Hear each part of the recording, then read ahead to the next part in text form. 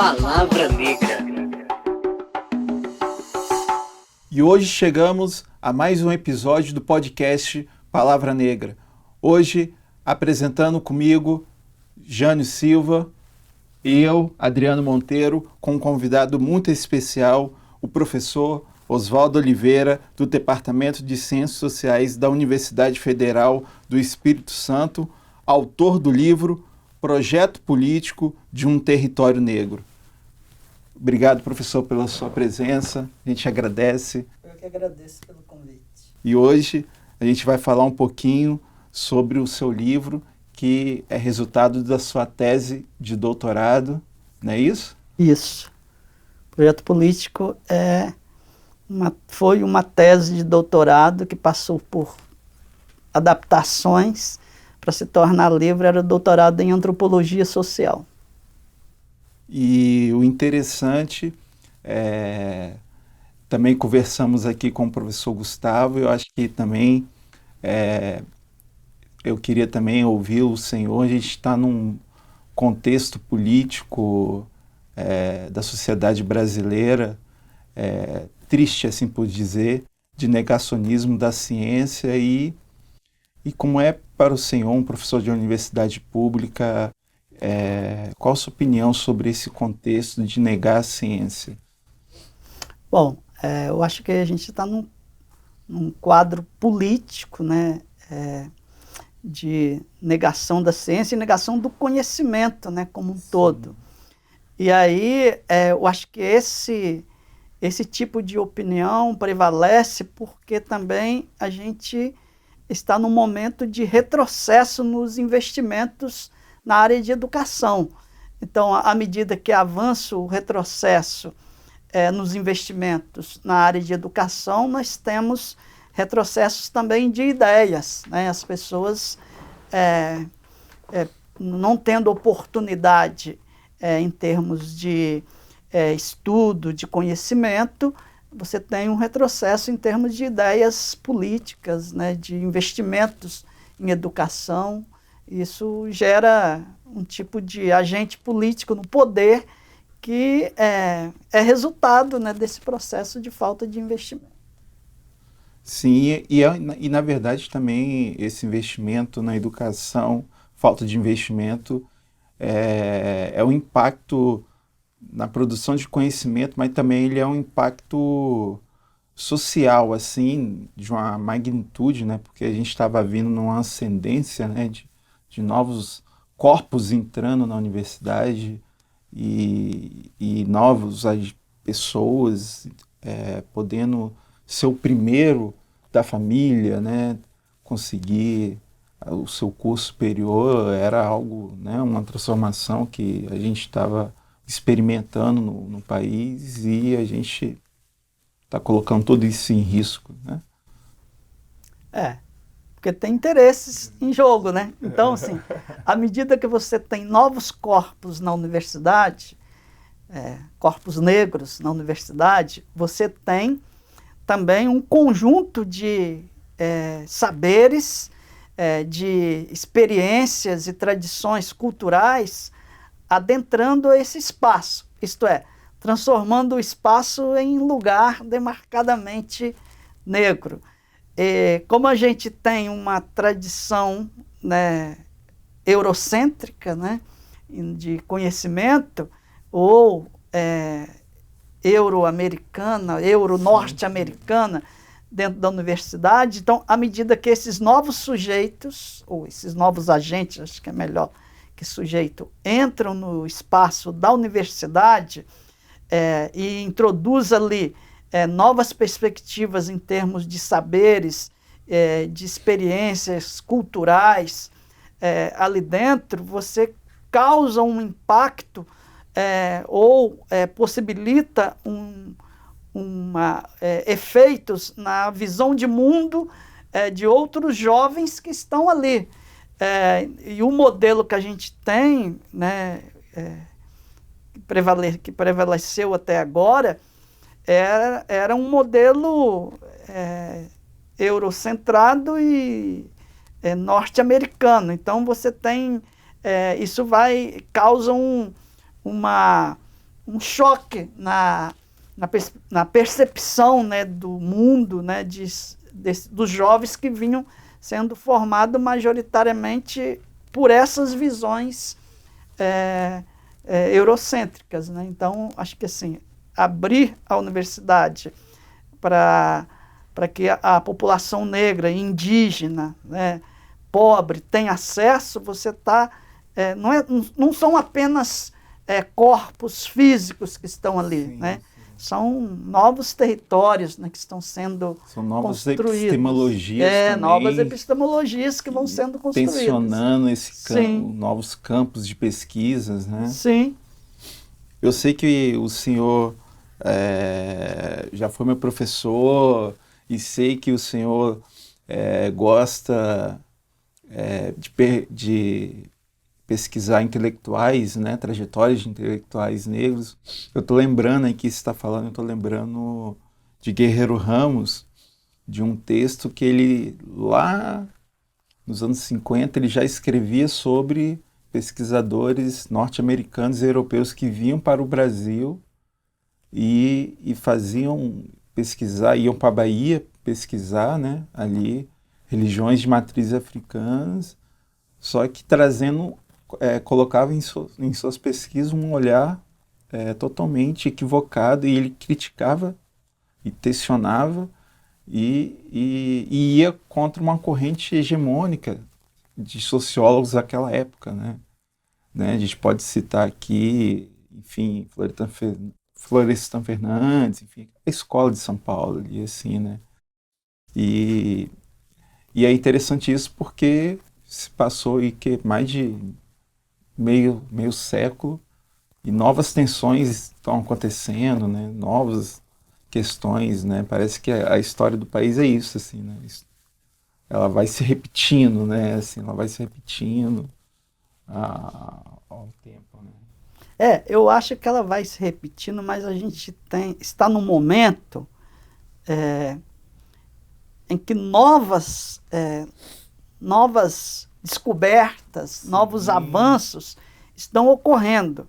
Como você falou, em termos das pesquisas dos intelectuais negros e de personagens negros que tiveram acesso ao processo de escolarização, eu acho que assim, o número de intelectuais negros hoje que está produzindo aumentou.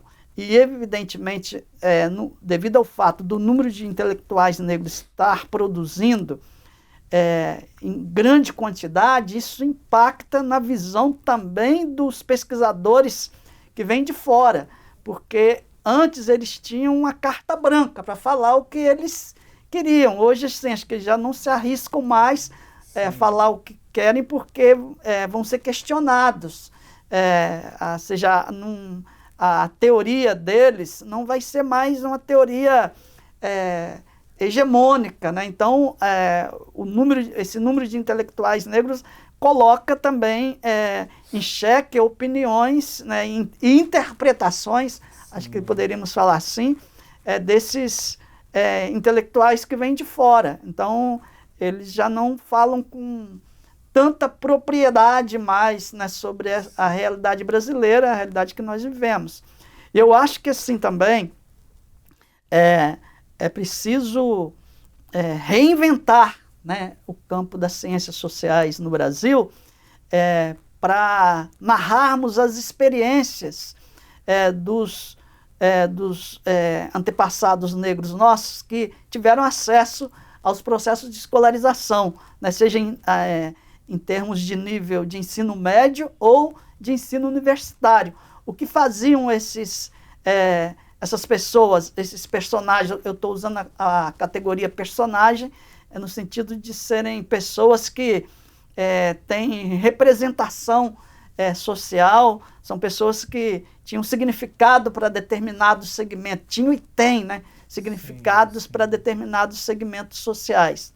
Então, narrar as experiências deles, o modo em que eles viveram, a visão de mundo deles, é importante, porque eles foram silenciados, eles foram esquecidos, eles não tinham voz na sociedade. Então, médicos negros, advogados negros que eram confundidos como, ele é o jardineiro do doutor Lucilo, né? Como se dizia ali na Praia do Suá. Aquele era o carregador de mala da rodoviária, que era o juiz que estava ali, morava perto da rodoviária. Os viajantes chegavam para hospedar no hotel, achavam, aquele ali deve ser o carregador de mala aqui. Então, esses personagens do passado aí que viveram essas experiências, acho que a gente precisa de, mesmo eles já tendo partido, a gente precisa de colocá-los na cena atual. Sim, sim. E, assim, aproveitando para a gente começar a falar um pouquinho do livro, a gente está vivendo nesse período de pandemia, né? E você fala bastante sobre a comunidade de Retiro, comunidade quilombola em Santa Leopoldina. Como que tem sido o impacto da pandemia na comunidade? Você tem mantido contato, conversado com as pessoas que estão... Sim. Tem uma publicação minha e do professor Sandro Silva, em 2020, sobre os efeitos da pandemia nas comunidades quilombolas. Só que eu continuei acompanhando o processo, né, os efeitos nas comunidades quilombolas. Eu devo apresentar agora, no final do mês, na LASA, que é a Associação de Estudos Latino-Americanos. Então, eu continuei dando pesquisa. Então, eu atualizei os últimos dados no dia 30. Então, agora, no dia 20, eu devo atualizar novamente, que eu vou apresentar no seminário, no congresso, né, da LASA. E a comunidade de Retiro, até o dia 30 de abril, ela tinha 29 casos de infecção. Não teve ali nenhum óbito, né, em Retiro. Mas em outras comunidades quilombolas do Espírito Santo ocorreram óbitos. Inclusive a comunidade de Graúna, que fica em Itapemirim, morreu uma criança agora, essa semana que passou, uma criança de 9 anos.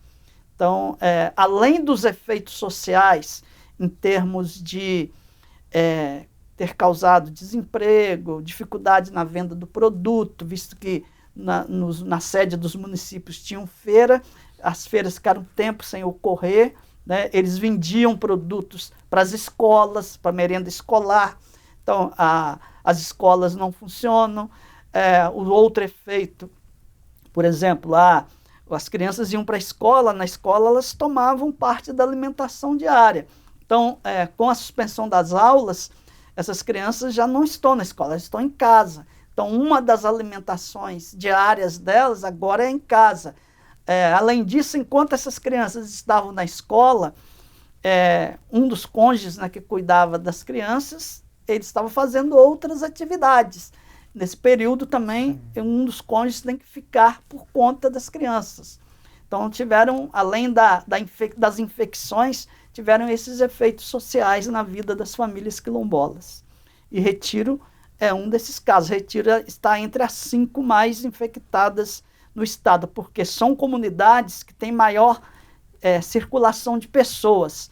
Então, Retiro, devido ao fato de estar próximo de Vitória, está a 50 quilômetros, né, de Vitória, então tem muita gente que vem e volta todo dia trabalhando aqui em Vitória, gente que trabalha em empreiteiras da Vale, na divisa de Santa Leopoldina com a Serra, então tem uma circulação grande de pessoas. Então, aumenta o número de infecções. Retiro, Araçatiba em Viana, Graúna em Itapemirim, Boa Esperança e Cacimbinha em Presidente Kennedy são as comunidades que tiveram maior número de infecção.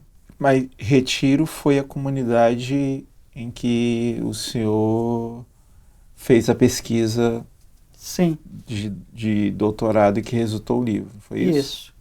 Retiro é uma comunidade que está no município de Santa Leopoldina, no vale do rio Mangaraí, e é uma comunidade que se iniciou em 1875, até antes, na verdade, porque o Bem-vindo, que era o fundador da comunidade, ele nasceu em 1835. Então, ele foi ter filhos já com 40 anos de idade. Não era comum, né? Um escravizado, então ele nasceu em 35, só em 75 é que ele vai ter os primeiros filhos. Então, o filho mais velho dele nasce em 1875, depois vem uma filha, 1876. Aí ele some dos registros cartoriais, ele só vai aparecer depois da assinatura da Lei Áurea, registrando uma área de terra que ele estava ocupando, e aí o terceiro filho só vai ser registrado em 1894.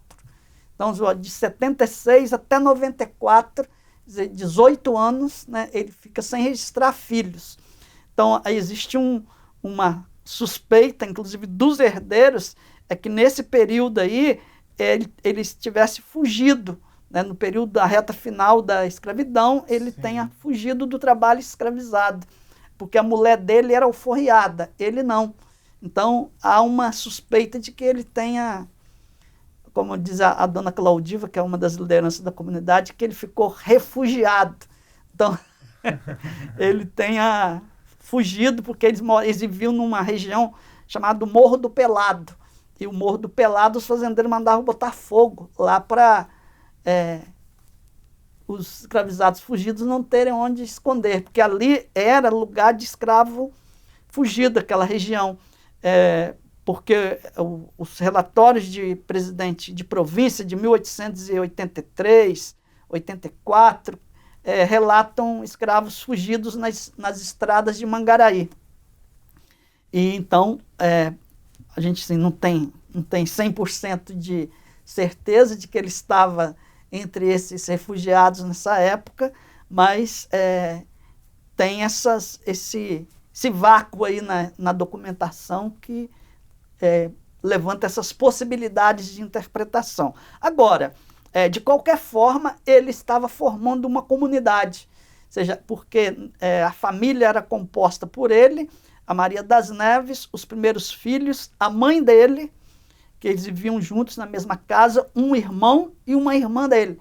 Então, seja, o núcleo de uma primeira comunidade negra, e como conceito de quilombo ele passou por ressemantizações, né?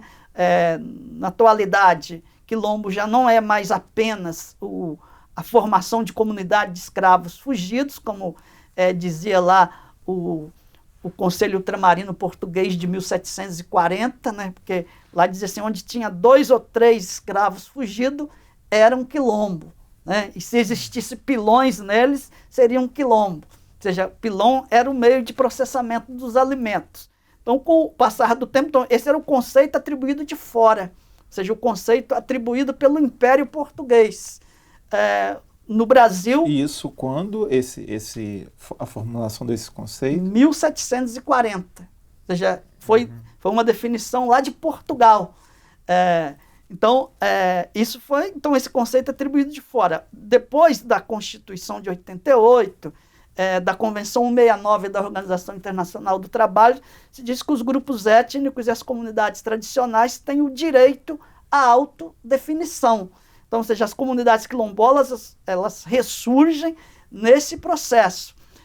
A Constituição Federal de 1988, ou seja, o direito de quilombos, que está lá no artigo 68 da Disposição Constitucionais transitórias e no artigo 215 e 216, assegurando direito à memória, à identidade, a patrimônio cultural, a Constituição abriu essa possibilidade porque havia uma pressão dos movimentos negros e das próprias comunidades quilombolas do estado do Pará e do estado do Maranhão, exigindo que fossem regularizadas as terras ocupadas por elas.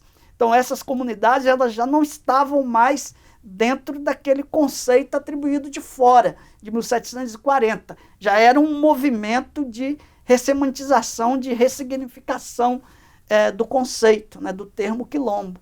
E aí as comunidades quilombolas que passam a reivindicar-se como tal, né, como quilombola, e regularização dos seus territórios, reivindicando políticas públicas, elas ressurgem nesse contexto, pós-Constituição Federal, antes e pós, né, Constituição Federal de 1988. Porque o processo, o senhor estava me explicando que o processo de regularização do território já é um processo bem mais burocrático, né? Sim. De regularização e titulação do território, né? Primeiro, até agora tem funcionado assim. O processo de reconhecimento da identidade quilombola, ele é feito pela Fundação Cultural Palmares. Depois entra o processo de regularização do território.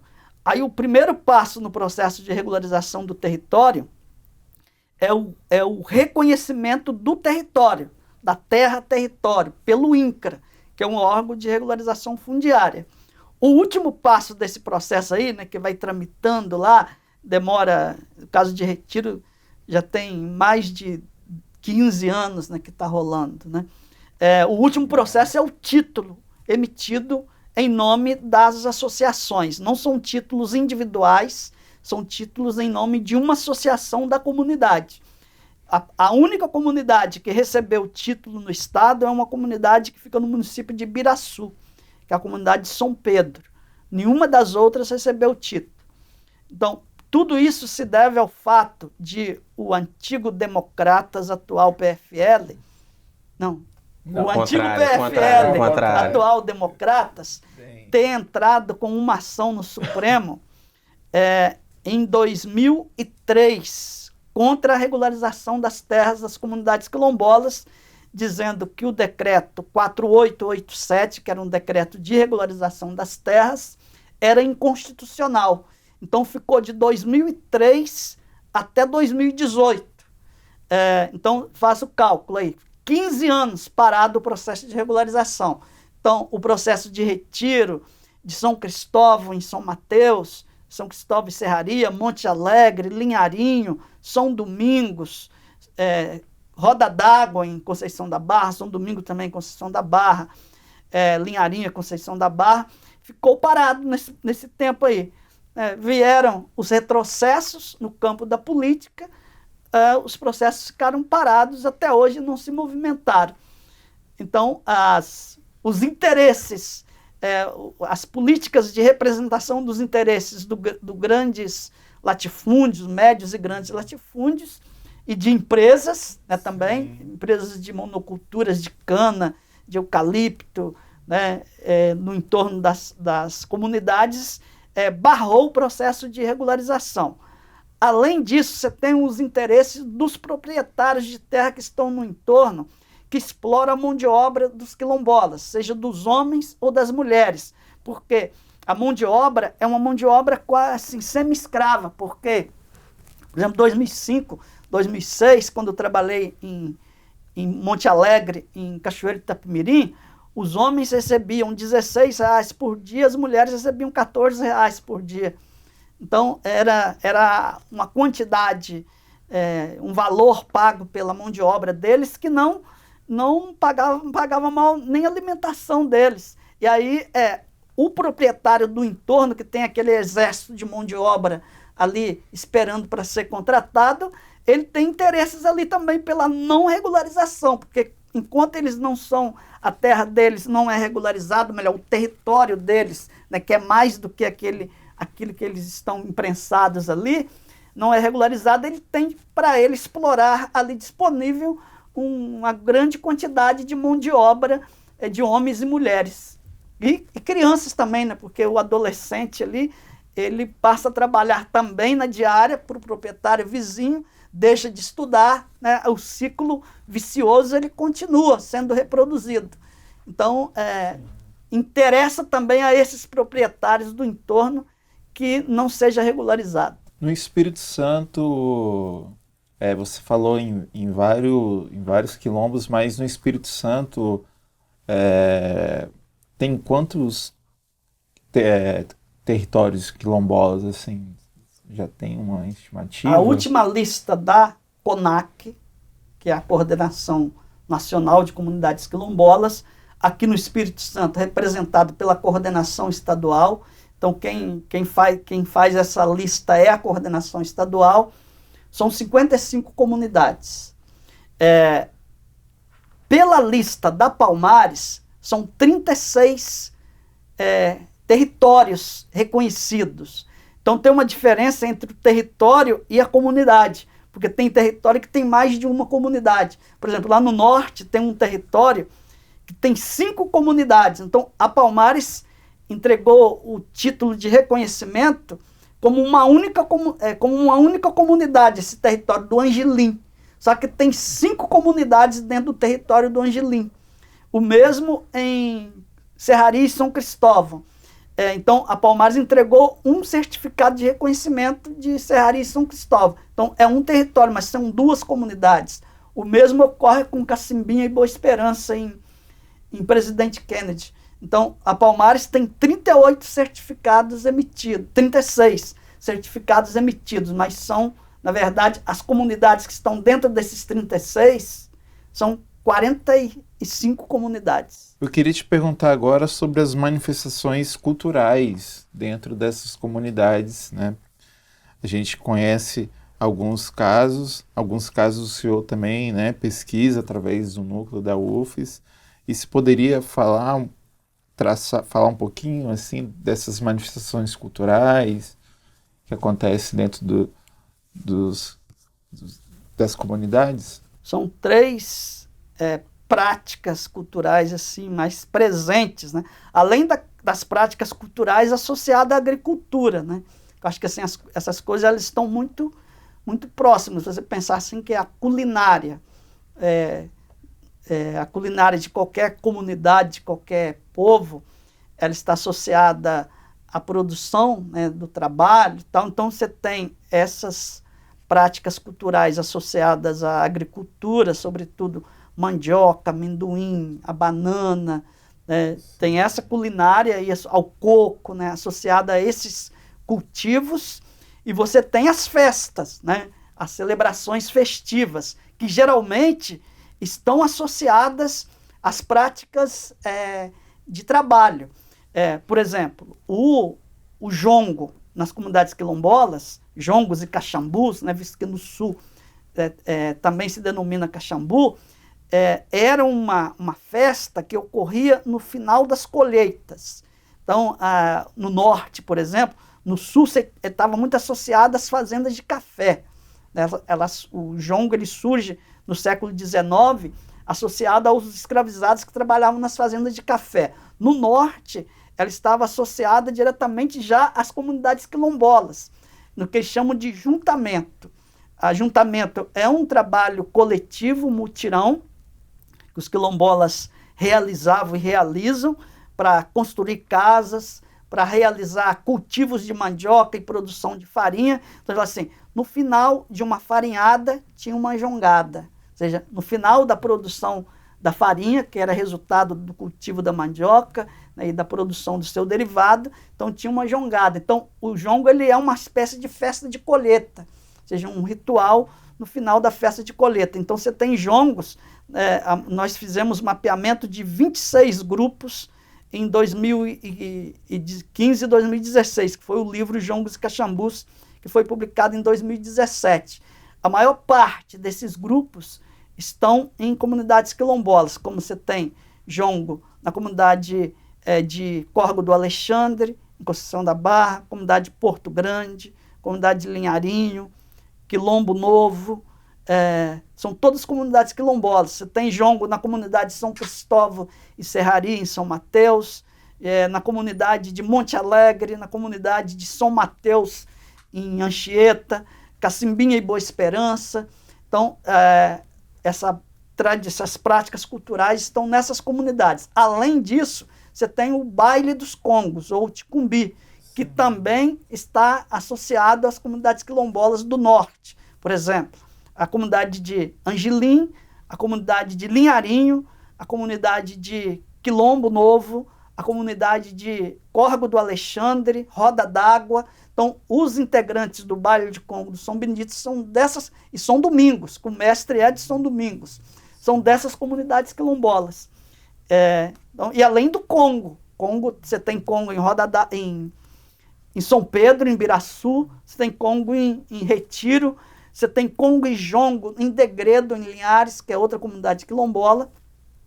Então, são tradições e práticas culturais dessas comunidades quilombolas no Espírito Santo.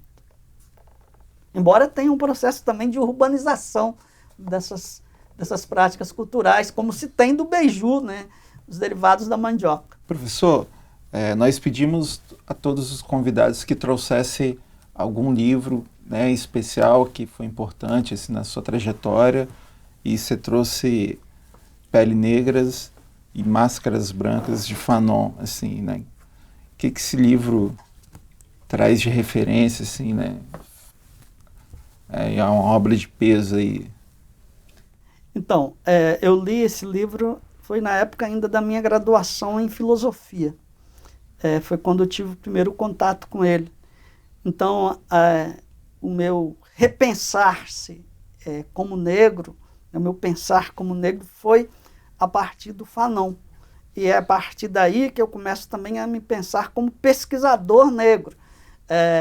Eu saio da filosofia e vou para a antropologia exatamente para realizar pesquisa, porque a filosofia até aquele momento não oferece... Hoje nós já temos uma filosofia, filósofos negros produzindo uma filosofia negra no Brasil, né, como nós temos lá o Nogueira. Mas naquela época a gente não tinha. Então eu saio da filosofia e vou para a antropologia para realizar pesquisa com tradições culturais negras e produzir a partir dali. Então o Fanon, ele me inspirou nesse sentido. Bacana, bacana. E caminhando para o final, professor, você poderia nos informar onde os nossos espectadores, leitores e ouvintes podem encontrar o seu livro, a sua obra? Então, esse livro ele foi lançado no final de 2019, 2020 veio a pandemia, então ele não foi colocado, ele não foi disponibilizado nas livrarias. Então só tem ele disponível em modo físico, né, impresso, e com isso eu não coloquei. Então quem tiver interesse me procure através das redes sociais e eu disponibilizo o livro. Então, professor, muito obrigado por esse bate-papo, para a gente conhecer um pouquinho da realidade dos quilombolas do Espírito Santo. Uma última palavra?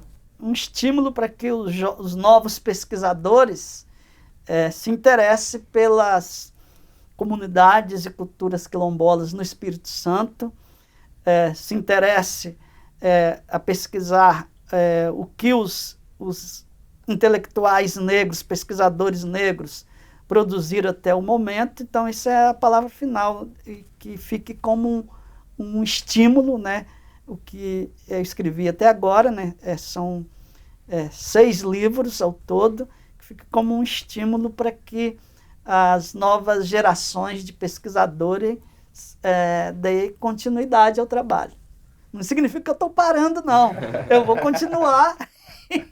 Quando eu tiver forças, eu vou continuar. Mas é preciso que novos pesquisadores entrem em cena. Eu falo assim, o Kleber Maciel, quando ele começou a pesquisar negros e culturas negras no Espírito Santo, era só ele. Hoje nós temos um número muito maior, mas é preciso continuar reproduzindo esses novos pesquisadores negros. Então, que os jovens que estão na academia, historiadores, psicólogos, cientistas sociais, pessoal do direito, da educação, das artes, e outras áreas, né, se interesse a pesquisar, quer dizer, acessar a universidade e continuar conhecendo as histórias, não só das comunidades quilombolas do meio rural, mas também as experiências das populações negras no meio urbano. Obrigado, professor. Obrigadão, professor. Obrigado. E assim terminamos mais um episódio do podcast Palavra Negra, hoje apresentado por Jânio Silva e eu, Adriano Monteiro.